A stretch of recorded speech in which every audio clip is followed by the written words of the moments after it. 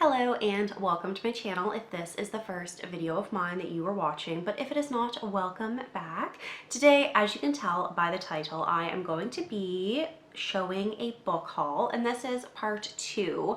I uploaded the first part a few weeks ago now, and those were all of the books that I had picked up for myself, and today I'm going to be featuring all of the books that I was so fortunate and lucky to have been gifted over the course of my birthday and Christmas.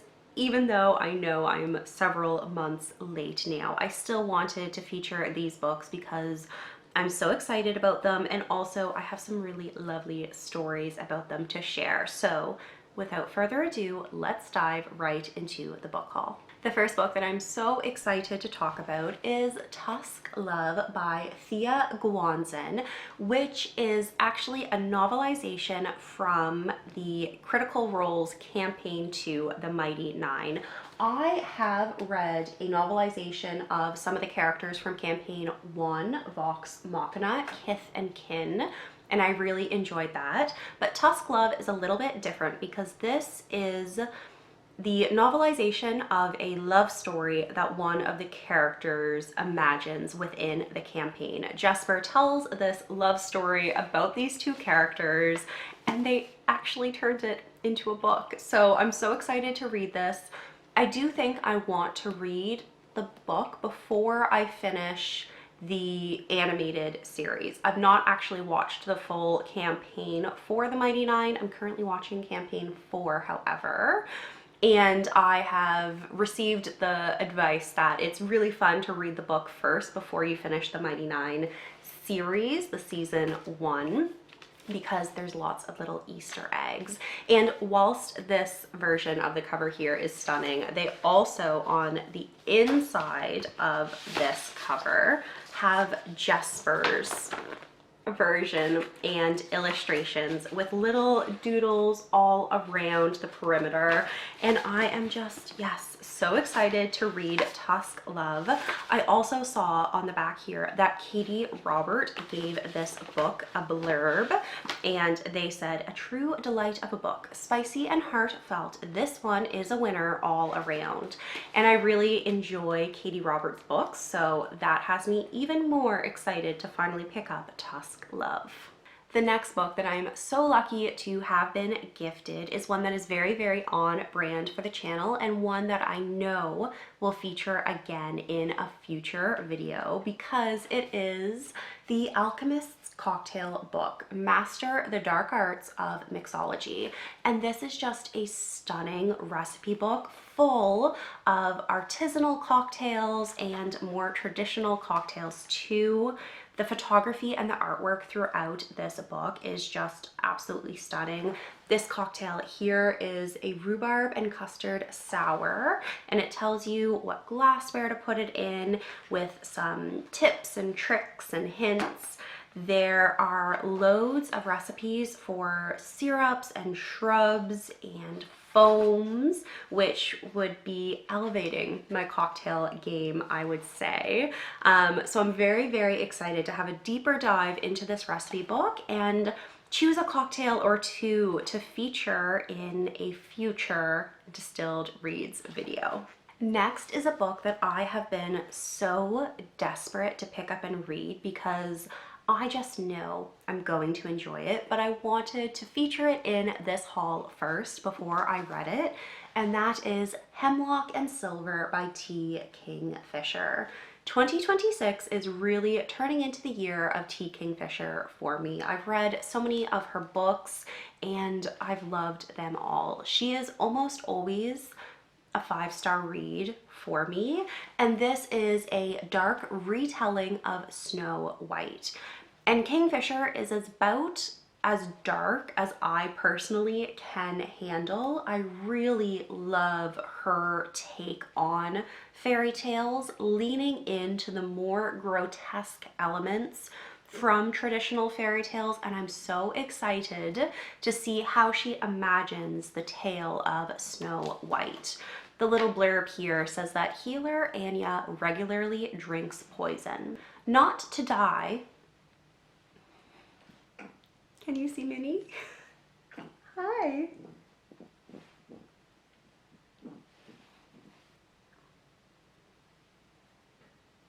She's getting so brave. Oh, okay. Let's start over.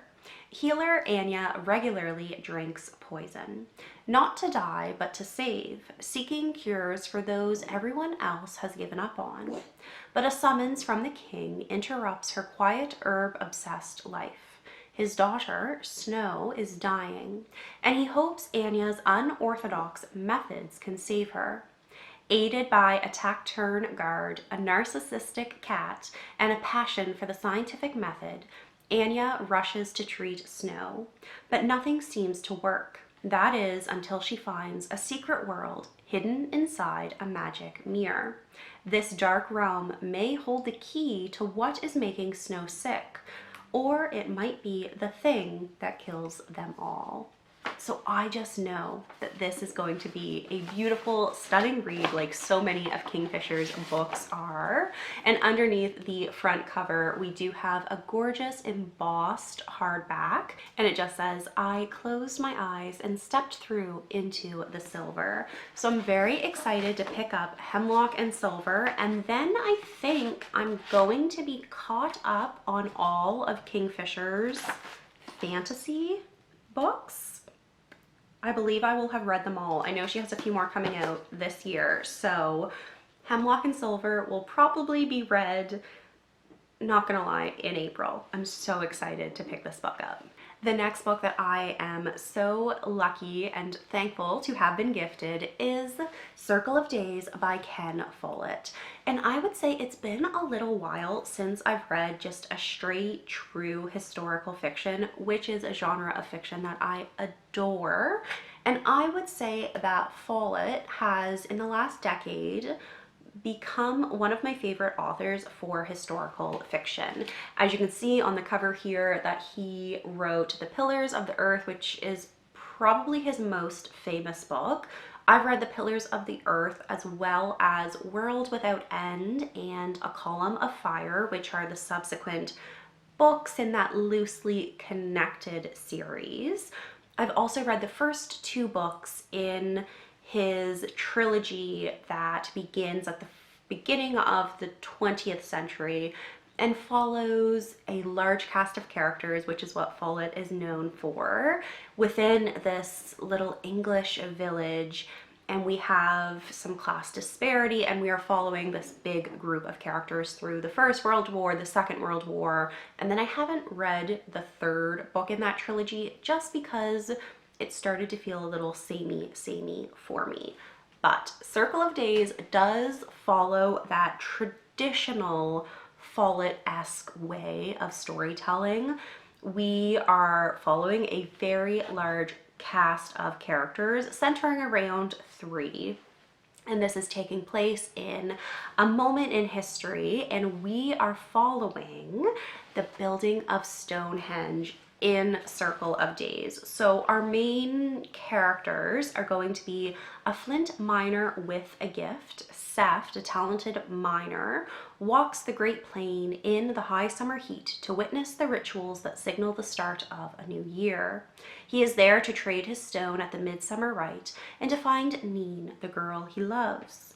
Her family lives in prosperity and offers Seft an escape from his brutish father and brothers within their herder community. Then we are following a priestess who believes the impossible. Joya, Neen's sister, is a priestess with a vision and an unmatched ability to lead. As a child, she watches the midsummer ceremony enthralled and dreams of a miraculous new monument raised from the biggest stones in the world. But trouble is brewing among the hills and woodlands of the Great Plain. Finally, a monument that will define a civilization. Joya's vision of a great stone circle, assembled by the divided tribes of the plain, will inspire Seft and become their life's work. But as drought ravages the earth, mistrust grows between the herders, farmers, and woodlanders, and an act of savage violence leads to open warfare. As I was saying, I would compare Follett to Guy Gabriel Kay, who is an author I've spoken about so many times on this channel because he's one of my favorite authors. And Kay, one of the reasons why I love him as an author, manages to convey these grand monumental moments in history, or these big monumental themes, and he roots them within emotion and individuality, and I find that to be such a beautiful way of storytelling.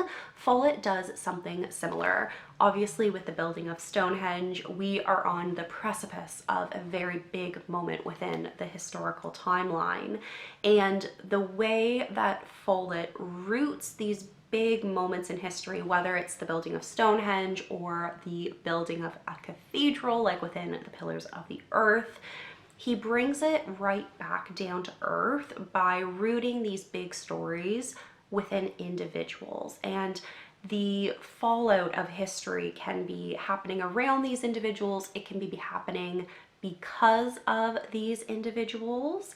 And I really enjoy the way that Follett plays within the individual human emotion whilst conveying these very, very big themes. He does write quite chunky books, so I might not pick up Circle of Days for a couple of months or so, but I am hoping to read this book within 2026. And it has been several years now since I have read a Follett book, so I'm very excited to read his version of the building of Stonehenge. Then finally, the last 4 books in this book haul, I'm going to speak about kind of as one because they are books 1 through 4 in the same series. And these books, I think, got me the most excited that I have been about a book in a very long time. And I'll just show you before I keep rambling on that is the UK editions of the Saint of Steel series. We have Paladin's Grace, Paladin's Strength, Paladin's Hope, and Paladin's Faith. And these are some of my favorite books. I adore Kingfisher, like I've already said in this video, and I adore the Saint of Steel series. These are the first books that I read by Kingfisher, and I fell so in love with her writing, with this world, with these characters.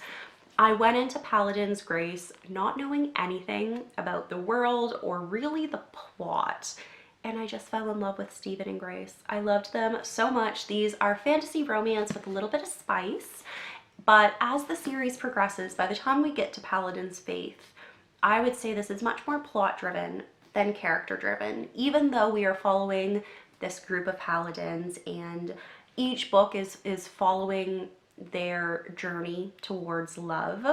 There are some much bigger things afoot in the background that are impacting these characters and where the books are going to go. But I was gifted the UK covers of this series by my cousins, my aunt, and my mère at Christmas time. And I had mentioned it offhand during a bingo night when I was over there that if I was going to make a frivolous purchase, it would be these books. And my cousin, my lovely, beautiful, kind cousin, filed that away and proceeded to mastermind with my aunt and my other cousin Lacey to get me these books. Unfortunately, they didn't arrive by Christmas time, which I think I mentioned to them 2 weeks before Christmas, so that is entirely fair. So Danielle brought in her niece, my other cousin, to print out and color little printouts of the covers for me, and I found these slipped into my Christmas cards. And this one was in Danielle's, and then I think Paladin's Strength was in Lacey's, and then my aunt was hovering around where we were opening our gifts and poking her head in to see if I had opened her card, and then I found Paladin's Hope, and she had put in Paladin's Strength from my mère as well. So I am absolutely keeping these little printouts to keep as bookmarks. And it was just the most thoughtful gift that I think I have received in my adult life. Actually, I'm thinking of one other instance where I was gifted a book that was really, really sentimental from one of my best friends, Becca. And it's a tie between these books here and that book that Becca gave me. The best gifts of my adulthood. I was so taken aback and so surprised. And these are just my prized possessions now. I'm so obsessed.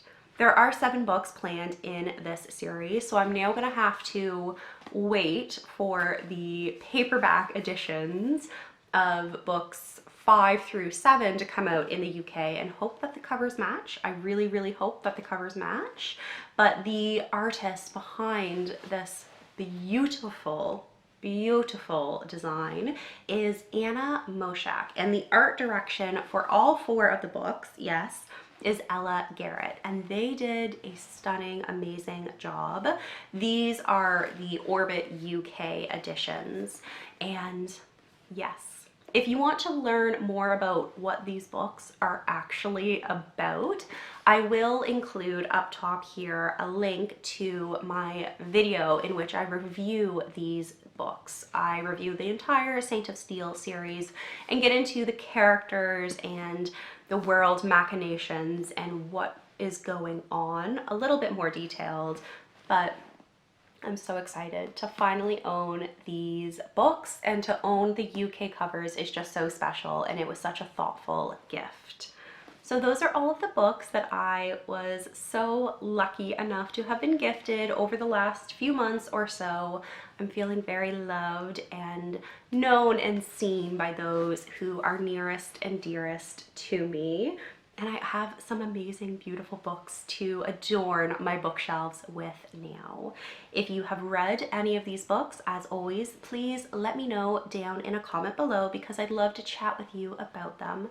For now, this is going to be it for me. Thank you very much for watching this video, and I will be back soon with a new one. Bye for now.